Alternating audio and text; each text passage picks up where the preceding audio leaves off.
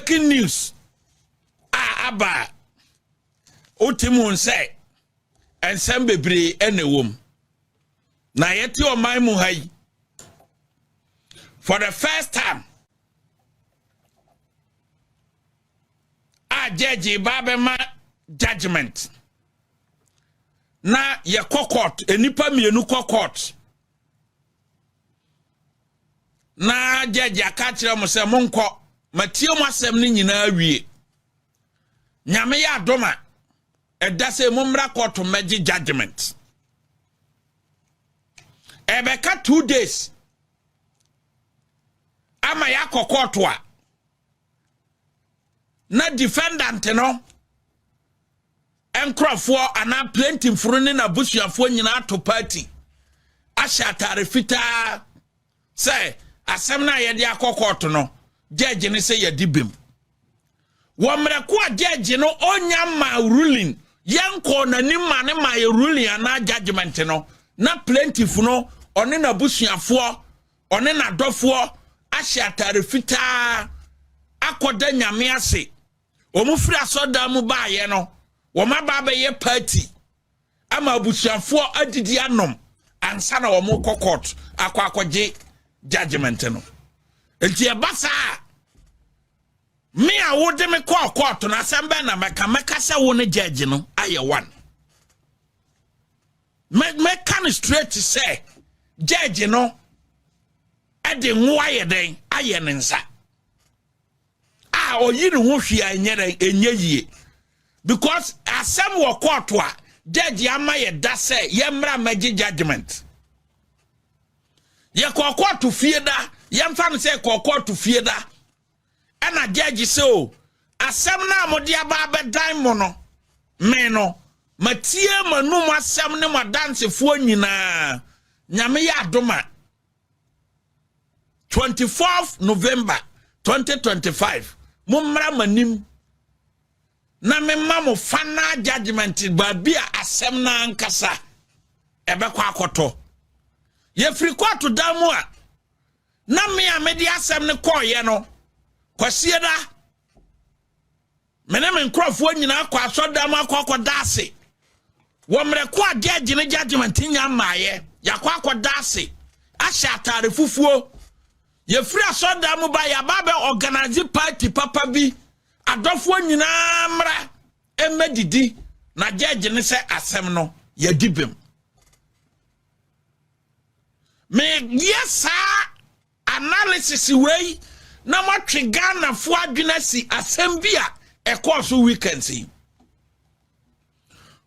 see and this is social media for wa monitor TikTok, wa monitor Facebook, wa monitor Instagram, wa monitor Twitter nyina no, and this is social media activists no mo post to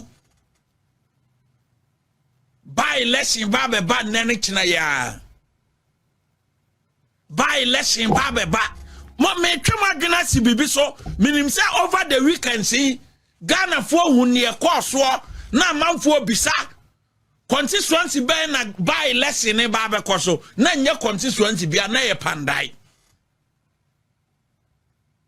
se mo hun say and this social media followers and activists now we post to our page by election looming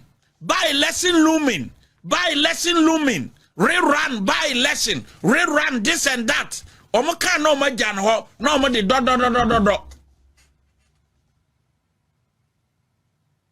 obi post you no say ya what the next 24 hours say by election e beba so etina manfo mu wo social media free ase bisa say constituency ben na assembly na asie ede na asia andisi fo nyina ye da sori ye memenda ne kwasie na all andisi social activists say by election ba Ghana ede na asie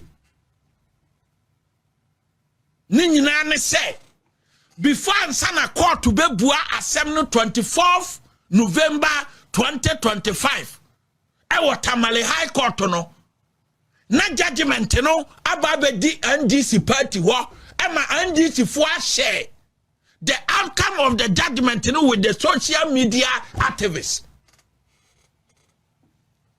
And then we have questions to ask the judge.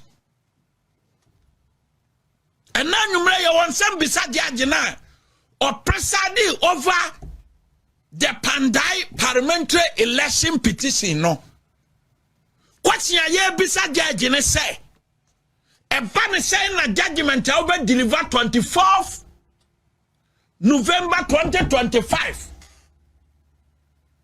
A home formation di can call NDC for her. Emma NDC social media activists. On Saturday and Sunday, woman free see a publicity say by election is looming. Ghana judiciary. And judiciary na druba bisa ukokwatwa. Na se katra say e da say brabeji judgment here. The next day no na judgment na liki ansa na judge deliver judgment no. As I say, the Chief Justice etimi investigate sa case way. As I said, the Chief Justice say opese Ghana for an international community judiciary ni dia. As I saw or investigate the entire judgment itimi liki 2 days ahead of 2 days before the judgment day. No, not judgment na liki. Emma NDC party and no social media activists and information say everything is sealed and settled. And you know, Nyameya Doma by election is looming. All the NDC social media activists for Omu Poswa, Memenda, and then Rakwasi, Wamade by no. Sa no know inside. Sa NDC party. Adi kane awu judgment no. Eno makase nkunimdie aba Kpandai. Yabekwa akoye rerun. Yabekwa akoye rerun ewo Kpandai. Nkunimdie ayeren aba.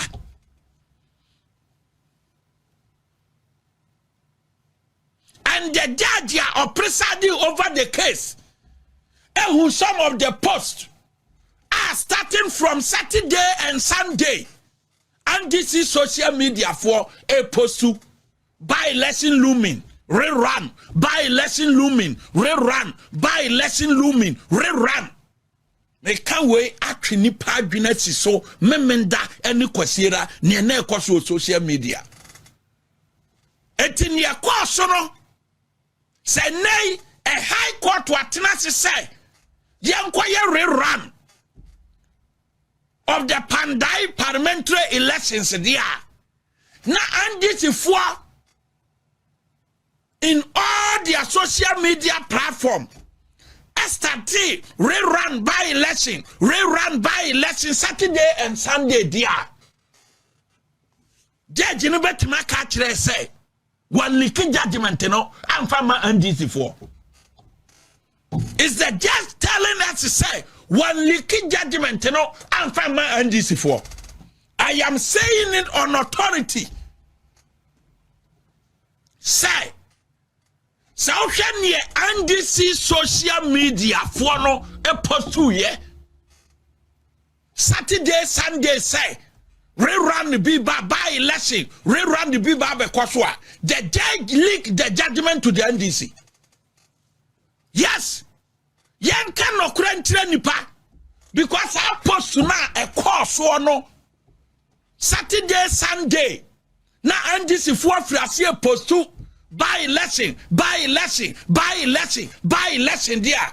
We cannot trust this particular judgment no no because ban saying NDC social media activists womutimi sorry Saturday and Sunday and then Monday yi and a judge ni ko deliver judgment na before answer na judge ne baba be kasa no NGC for no insinuate say rerun the be baba koso ade na omo insinuate na atima bam amana baba ye nokora say judge na wuru say yenkoye rerun wa wuru say yenkoye rerun na asem no a bomb bibi and ever court of appeal yenim ni ebesie yenim panel members ya ebe kwa kwatena asem ne so yenim the outcome. But you see say o mind bia e protitia the only institution eka a integrity e judiciary o mind bia be pro atitia the only institution aka ebe wo integrity na protect o mind na e pro atitia no e the judiciary na say eduru ya duru mpempen so say judge no ne judgement be liki ahead of time. Other parties, followers and our supporters, ebenya wing of the outcome of the judgment there. As I say, judiciary no. As I say, judiciary no say, asemo and this matter must be investigated properly. So how come an NDC social media activists all over the weekends, no I must say by-election is looming. Not by-election, so Abba and then year 24th. Now, Asema court 41 polling station and I'm call you. Muntian ye. Asem no dientia hunu say momentia ne ye pao because we are judge near promise so say do this and you will be promoted to court of appeal until you are there for your court of appeal one juma na oye do this and you will be promoted to the Supreme Court until second ni yo say enyo promotion ubenya e dia court of appeal one juma na oye say case ni yo say enyo and now say ya promise you so be ko Supreme Court no eno waduma na wo ye ba ye no bia be kan ya dwena kyerɛw ye be kan yes say ka kyerɛw plain ni yete ho na saka ayi incident yesi ye over the weekends na NDC anya the outcome of the judgment no ansa na net 24 for no. Yeah, say the new Chief Justice, ever investigate because the NDC, and the outcome of the judgment, from the judge before it's no mobile deliver. And yes, say Chief Justice investigate nientia judgment, and leaky before date. As so investigate because judgment leaky from the judge's office. And this the conclusion, the reasoning of the judge, and our followers, our social media, and almost a by-election, babesi. Omo can say by-election, babesi, by-election, babesi. Asema me kind, wow, me be over the weekends, mote wasem. Na, enipa na oko no.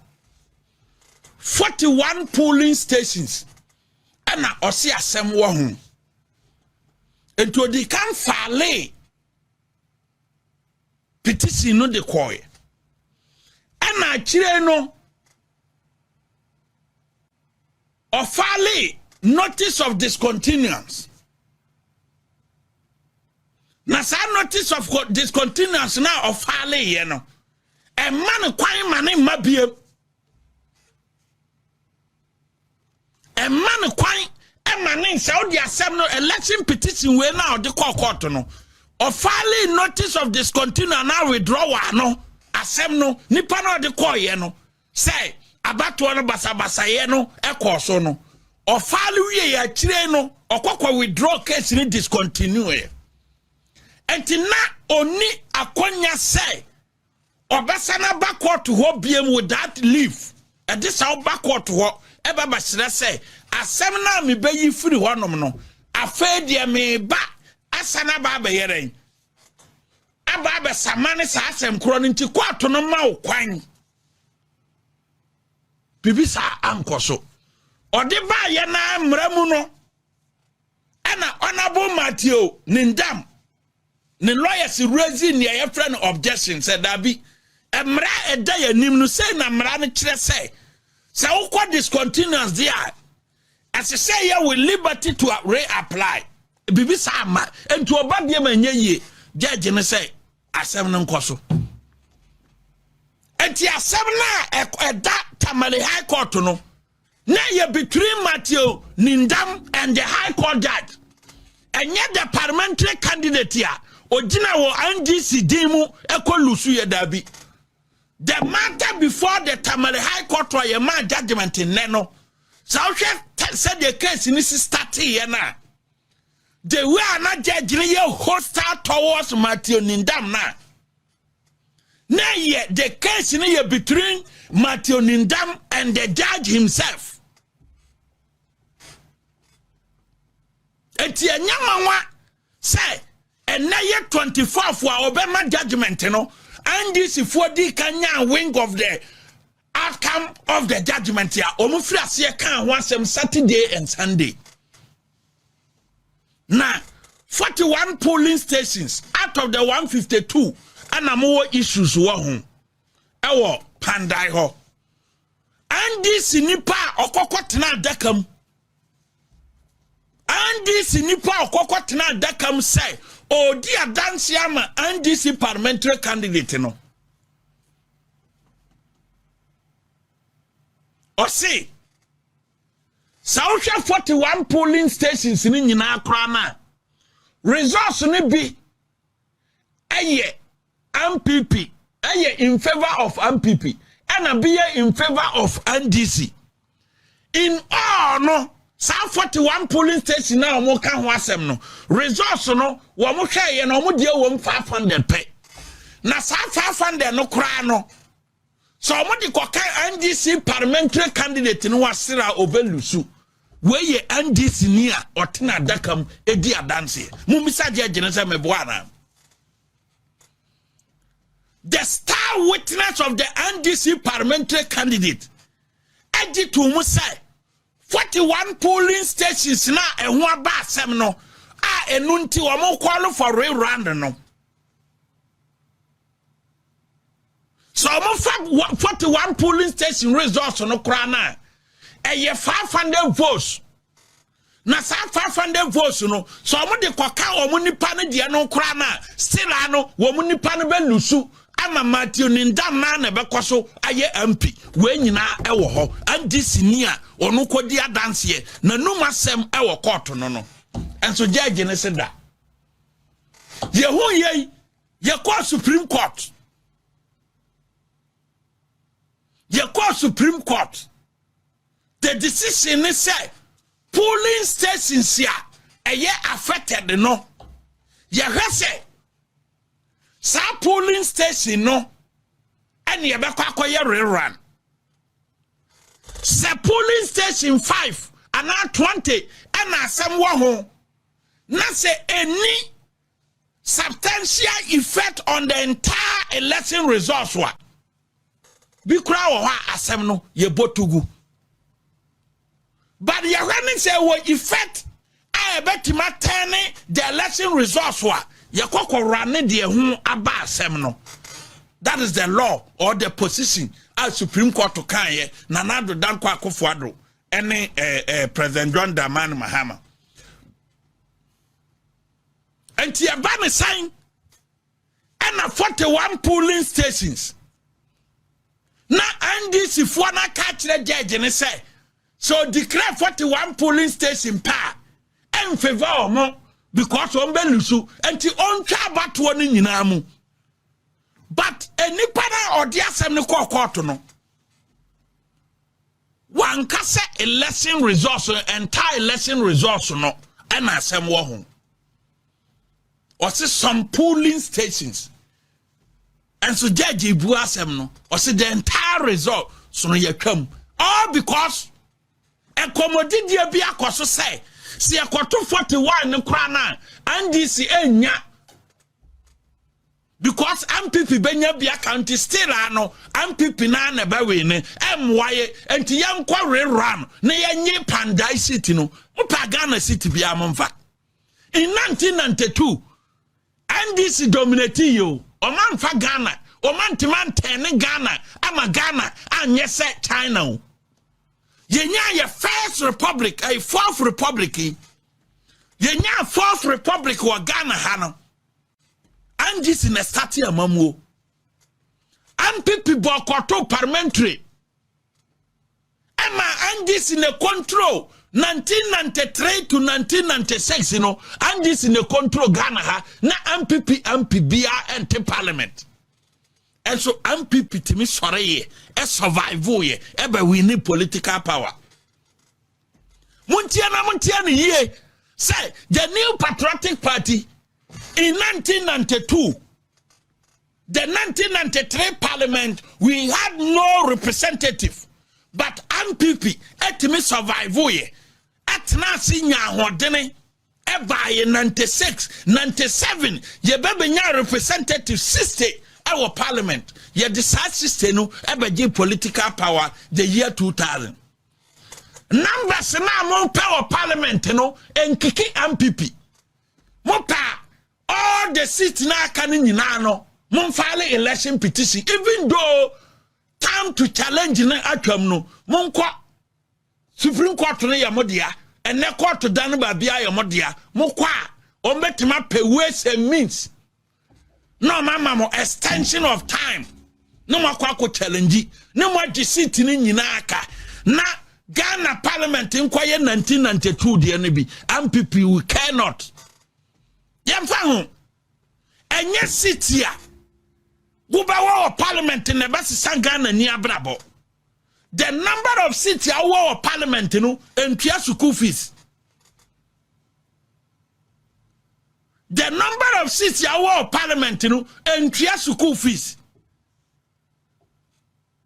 samuni ma yakatre mo the number of city our parliament no and Tobiane and Tom Crawford table so.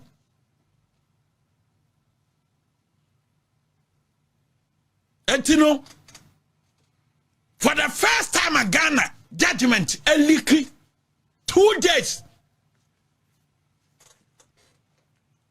Judgment leaky 2 days. And Sana Yababe deliver judgment, you know.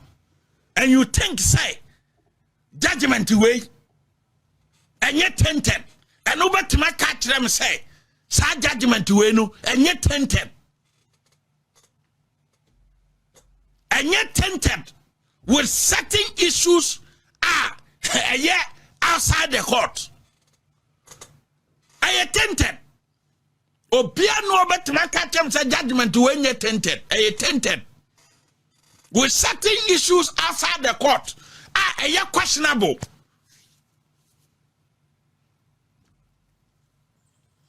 Opa munko running. Obia no because ye declare we ya mo de macho man for call ye to destroy things and others and ankosi who. Ye call the next issue. Aye MP for Bole Bamboy. They say friend Honorable Suleimana. And this is for Kasa, Kasa for Muhudi. Because Omune Duruwa, Mufisa, Muye Nipateng Obi. Yet to a man Muhammad Kai Ghana for may twin central for Guinness Bibiso. And nay, as somewhere by in central for Binumaya Dean 2017. The former deputy minister of Agric, a Mua. ETC Abrosu say no our northern part of Ghana. And a wasem ba ya ni eka.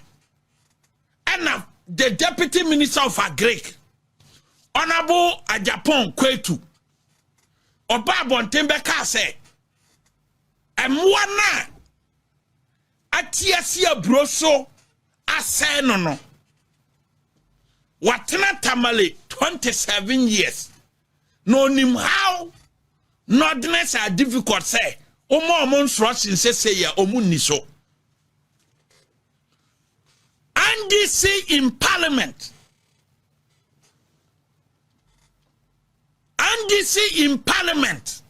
issue statement to say Sasem na Honorable Japan Kwetu Akano what did the ordinance attempt until on resign. Womu ye press conference upon press conference. All the northern regions, etia the Deputy Minister of Agric, Honorable Japan Kwetu, Samba Kaya, MPP for and tell them you don't free them. Anamo Breno, Anamo Brene.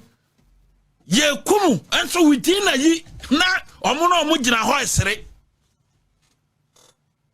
na mo ye MPP for samu wo krom ha asema bole MP aka afa kebi for ho no besi ne MPP party ni hewuram omuntemi mwa obi asuro ye nimnienti amusuro andisi monka o masem no because monim say monka o masema ye be fremu yeko ye nim nienti aye he ye nim nienti amumu binu mapam no a muntimi nka andisi asawe yokontia musuro se mobedam musuro se yoko mu koya bia na aso ye ba bia mo ne ya wo mo ye de ye no me ye prison ayo associate professor akasa meye me ayi metratre articles ne bia ka ho ne ya confirm me associate professor. Enti ye de be kan ya dwene ne enti amontimi nka nyina na say obie wano mo wano ye de na ese kina nopa okura no na ukita position no okura na ye say no bra be kire nsemu enti obie ampese obekọ akoda yeko enti no ye ku party ni kura ye nku no me de me sonson me ho anhwe aye be frɛ me ewo yeko ade kura senka ade na wa ya usuro say be frɛ o yeko eno ye wo wasema but monkai say Honorable Ajapon Kwetu, former Deputy Minister of Agric, NDC for the year no Kroma, in 2017, no we a minority, wamutimi kunye our Parliament. Ama Honorable Ajapon Kwetu resign ye, ni position, no what the position in just 6 months. All because wakwa kase nordness is difficult because in Ministry of Agric de maso omuniso and no ka ho bie ana emwa atiasi abroso aseno odin chire mo ba ye no sira NDC MPs in Parliament eka se dabi Honorable Ajapon Kwetu on resign atimo dan MP or resign the position ekokotena fie because we use the word they say a tribe will be a difficult and no the na ye binum ya ema minority so mu aka yes so mu kan ema ordinary position to her as a Deputy Minister of Agric. Producer fasa publication na wo mo ye en fatoso Deputy Minister no resign fatoso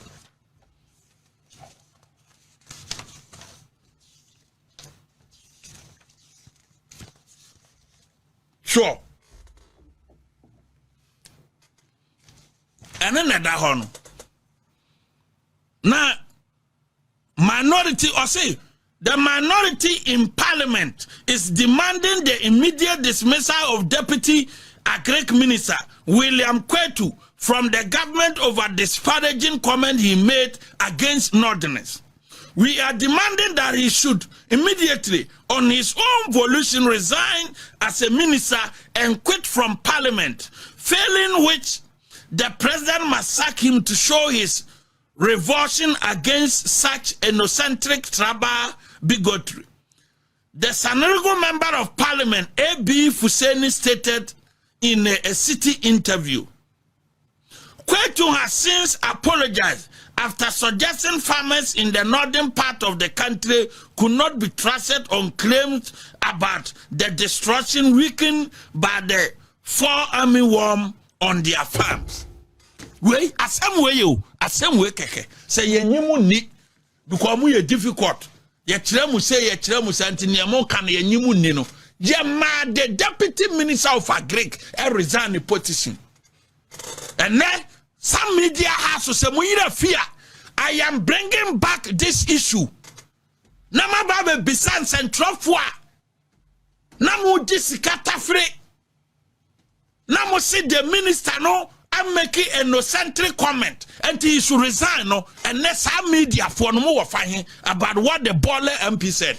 Producer, but Bola MP no, Bonnie voice, our deputy minister of lands, and some four waka, and then no, a druba be palm fat, no crepans and neck and sema meka chilen crofobia will show way so no, and so no, I suffer for no mushe show now, or more hearing me too much.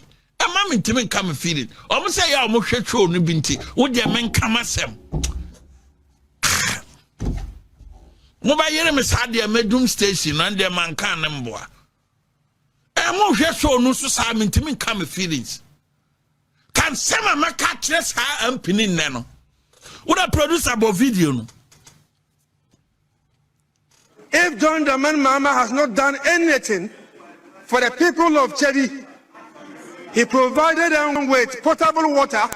If John Dramani Mahama has not done anything for the people of Chedi, he provided them with potable water when indeed they were drinking water with pigs. What is the offensive word? He said, the people of Chebi, you are not the one presiding. The people of Chebi were drinking water with pigs. He made that definite statement. And well, if granted that he wants to stand by that statement, then he must provide evidence to that statement. Otherwise, he must be made to withdraw. He must be made to withdraw. And Speaker, that aspect of his speech must be expunged.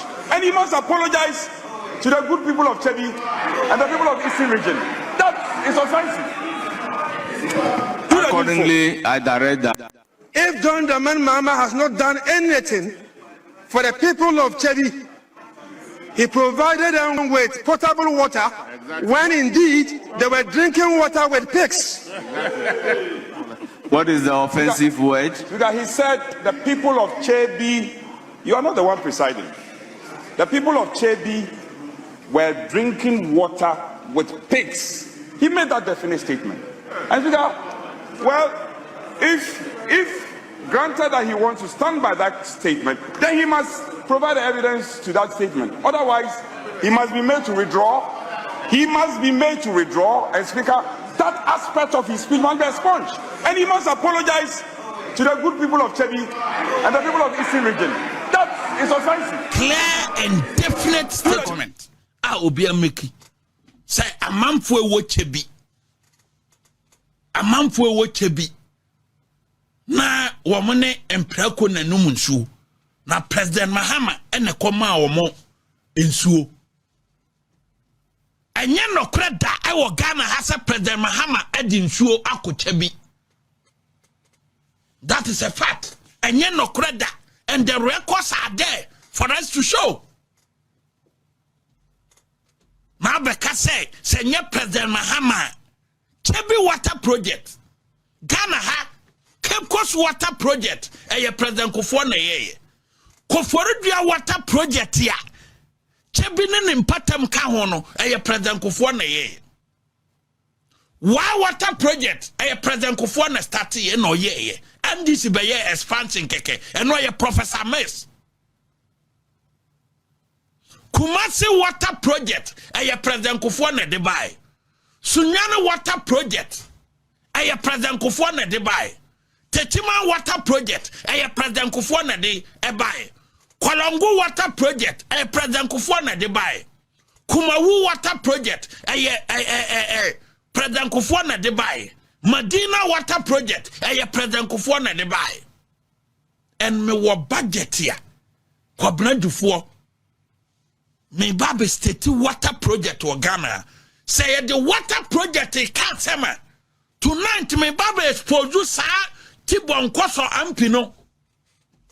Painful her program can never deliver to from Kamayano, my Yano. Them I'm come as what you say? And about water project here. Where ye? Kwabena Dufour on one kasa. Ne budget statement. Thursday, 5th March 2009. Parliament of Ghana 2009 budget financial year budget no and the presented by Dr. Kpandai Dufour on behalf of His Excellency John Evans Atamis 2009. Now, tie kwana ofaso e ball MPP abaso e bra Kpandai Dufour e the first budget as a Minister of Finance in terms of water project abaso ba or the man MPP abain performance ye ositie Ministry of Water Resources, Waste and Housing, page 102, paragraph 447 to 450. Water project performance in 2008. Kpandai Dufour na ekasa yo. Osi wura water. Madam Speaker, that time and this Atamis pencil. Madam Speaker, the ministry acting through the Community Water and Sanitation Agency completed the following 2018 adwuma akofo ye and na Kpandai Dufour di ho dance e bra Atamis e ba ban mu na what take over nti Kpandai Dufour ye budget no na o kire ensu a mampanyini di ama Ghana for 2008 His Excellency John Ajekum Kufuor ne na ban. Madam Speaker, the ministry acting through the Community Water and Sanitation Agency completed the following rural water projects: 1,300 new boreholes, 2,900 wells, 10 small towns pipe system, 2,747 household latrines, and so on and so forth. Water. Madam Speaker, the Ghana Water Company completed the Konyanku Water Supply Expansion Project, Phase 1, which increased the output of water from 3 million gallons per day to 6 million. The East-West Water Transfer Interconnection was completed. This has improved water supply to the eastern part of Accra in areas like Achimota, Taifa, Dome, Tantra Hill, Ofanko, and Amasamai. Where ye Dr. Kpandai Dufour, NAD, MPP, one dance ye, President Kufuor Juma obey ye, F1 Kevin Taylor nom to meet now say, MPP nyere man Ghana, and Andy's NAD dance ye. No. I said the Cape Coast water supply expansion. One more call UCC those days. Ha! Etimiti na watwe na memma ne ma enware Cape Coast water crisis under NDC. Kopem se MPP beba ban mu no. Na ensuo ho odene sai wo mo call UCC no wo mo hu nsuo problem. Etimiti 1 week na ma enya nsuo nware wo mo di light so Baya week wo di light so baya week ansa na wanya ukita gallon kakra bi na wanya nsuo ana President Kufuor edi Cape Coast water project na ye de by ho abakosem ne enti a ye tone Cape Coast water project na nsuo ho odene Cape Coast. Also the Cape Coast water supply expansion project, which draws its raw water from the Pearl River at Sechrehiman, was completed and commissioned. The system supplies potable water to all towns en route to Cape Coast through Elimina and Commander. The Tamale water supply expansion project, was completed and commissioned. The construction of 25,000 plant which were served 250,000 extra people in the project area. The Bafi Chrome water supply expansion project was also completed and commissioned. The ministry undertook studies on water and sanitation in Wa, Yendi and Damango. Even the Savannah region, the current regional capital of Savannah region, Damango water project, Damango water project, but Yamfa knew a matem because they are taxpayers. Omutuato, and Tikofua Komo Munsua. MPP ni bia ni right so baka say Damango nsuo ni ho. Until Yakomo Munsuo, until you have to insult them. Damango water project, a president home region. Savannah region, the regional capital near Damango, that water project, a Yakofona started here, where you Kpandai for saying this. Water project, a Damango, Kofona ye.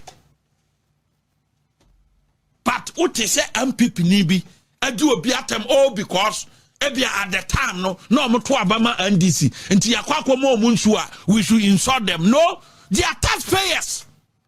Womutuato until Komo Munsua. Atembe na yede ewom yentwazo. Madam Speaker, the phase 2 of the Dental Improvement Project West, which was embarked upon to further improve upon water supply to Adenta, Asaribote, Adenta Housing Down, Oyibe and Frafraha, among others, was completed. Nsuonkwao MPP nsano adwuma where ye Kwabena Dufo and ebo MPP abaso 2009 Parliament House. The ministry also continued with the following water supply project. Koforidua water supply project. Underline Koforidua water supply project. And we have page 103 of 2009 budget read by Dr. Kwabena Dufo. Or say the Ministry of Western Housing also continued with the following water projects. Koforidua water supply, Sunyana water supply expansion, Wa water supply, Pond water supply expansion, Kumasi water supply expansion, Kaswa water supply, Kwau Ridge water supply expansion, Kolongo water supply rehabilitation and expansion, Kumawu water supply expansion, Mampon Ridge water supply, Damango water supply, and Asim Fosu water supply project. And so mobile to say NDC for any Kumasia, one because Kumawu water project, Atames and Mahaman the Dubai. All be lie. All be lie. And this is what Kwabena Dufo is saying. This is what Kpandai told the Parliament of Ghana on 5th March 2009. All ka enuma President Kufuaye.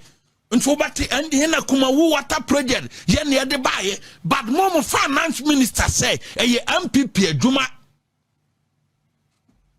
praising the new patriotic party. Ma underline Koforidua water project.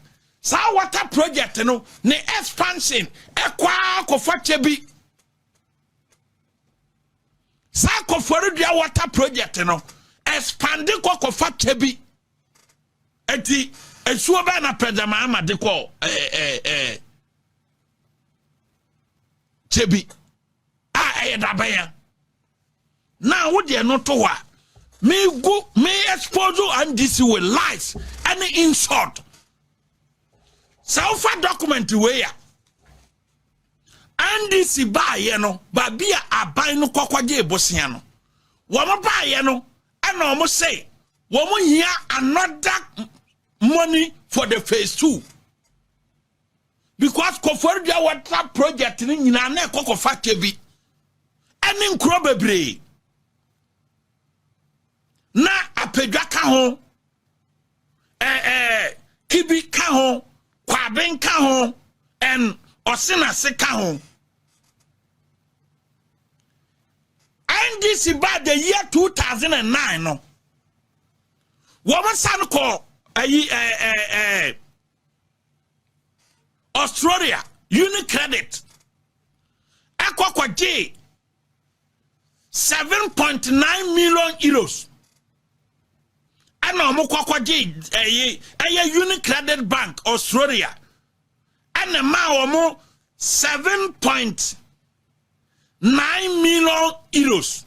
So mum fa metwa phase 2 no so ne na kofo ye no wo mum fa metwa so no mum wie.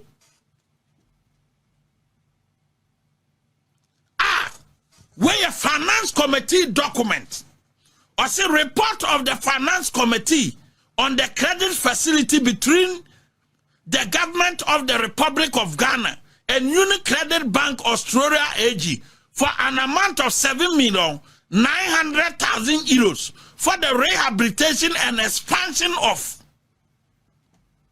5-town water supply and Apega, Kibi, Kwabin and Osinasi. Phase 2. Nti yen fanko toaso. Na yen complete because babi akofo ye si no yen toaso na fe de onkuro na ewo deep no so wo mo so nyansuo no bi nyere ennom. Enti dabe na President Mahama edi ensuo ko tebi. So we had this document we ya. Ene ne kitami. Finance Committee signed by Honorable James Crozi Avezi on the current CEO Exchange Commission. Honorable James Crozi Avezi, Finance Committee Chairman. This is the Finance Committee report. Producer Fatoso. And the Bena document whoever President Mahama Edin Suoko Chebi. In anything. If anything at all, crana, atamis and a bedi kufuadi, and the project biana a receive continuation no any expansion no atamesia until a da produce a wrong document adia to see.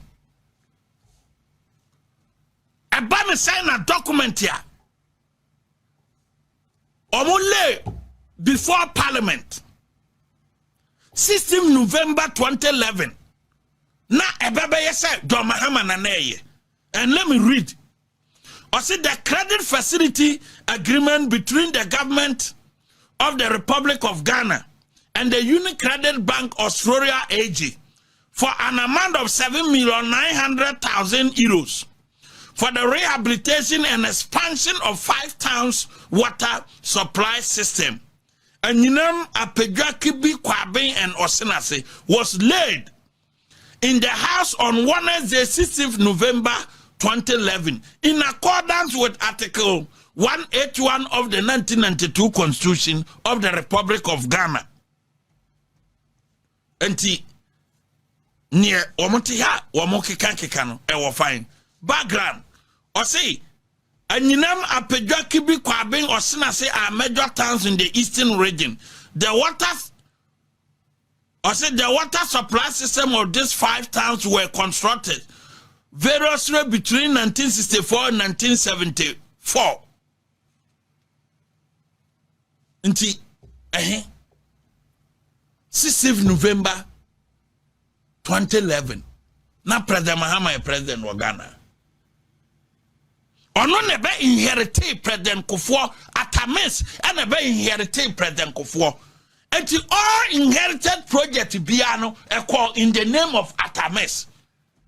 And the atamis babe complete Kufuor project here. Now we in a Parliament say chebi for ne and prako nene numu ensuo. Ana omu nyatwe kra na so omu kai say President Mahama and the bayi omu film. President Mahama onim bibia fa chebi so ana komforudua water project wansem. Evidence ni na media aba no. Se muni evidence kra na ni akwabradufuo ka na wo Parliament. Na NDC na ye majority. Our Parliament. Na munya approval. Na enya parliamentary approval. Na most of MPs ni so a black for a yes our projects when you know aqua bread for do one dancing now we MPs ewo enti entro ye entro bebrebe ye entro na doso adoso nti yahumu enti mo say my yam who say before ye MPP for because NDC aye no say tribe will be and now region be eto abatia NDC dia sa tribe na sa region no wo munye nipa and the least opportunity NDC ni bia benya no so do o matem say the Kevin Taylor ye no sa na NDC for no tie region bia obeto abatia NDC bia no NDC fa me say sa region mu for no wo munye nipa tribe be wo Ghana ha na se sa tribe no kire na dwen say party we ne ye pe MPP and this for form so munye nipa now what se che before anim prako ananom ensuo ana mbayi o mufrim as se wo resign said the honorable Japan quit to resign ye efa ami wem ho in 2017 no as I said Bole Bamboy and Peninsula resign because the comment ni ethnocentric because them minority in parliament Haruna Drusunum a press conference say honorable Japan Kwetu must resign because the comment no on the army wem no a ethnocentric and this for mo wahin asema Bole Bamboy and Pia Kanfa before hono enye ethnocentric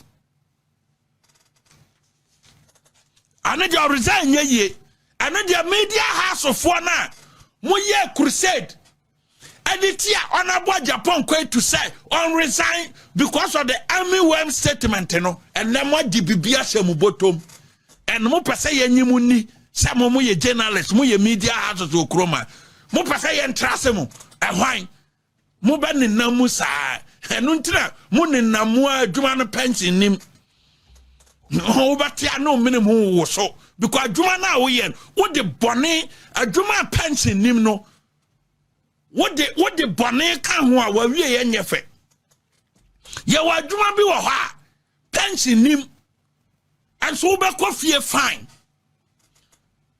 wo be fie fine because wo de nokra ye den aye adwuma. But when in Namua and then I'm say and then you are young lady and then if say you are young man, you can use the media house now or be a man no dear ditro no achieve near pay 5,000 be every pum near pay 10,000 you are okay. A different 50 no be anyhow be in one media house because young ones and eba a one have a quack no yes for no be as some few because we bunny and no try what you know if I call praise call for help to crow be few because we need papa producer and special persecutor or time or the ena juma na or pass out tran office no eswa ko si 2028 what 2028 na nemre beso enam se pass out tran office no eswa ko si 2028 nti or pe bibia ye ama maka say NDC akase oye bibi enti case ya ofality a honorable Kenofurata and others and then another case in Ebaso eye honorable Kwadwo Damwa nom nyina ka ho bie na ahwe kwadu na class 1 ni kura onye law kura beka kiro se o kind charges na efa honorable Kwadwo Damwa ho na class 1 ni a onye law na bi kura on obi kura nkan kire say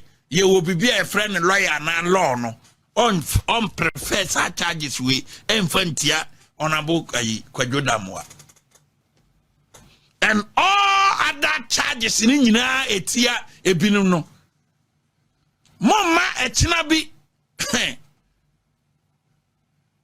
discharge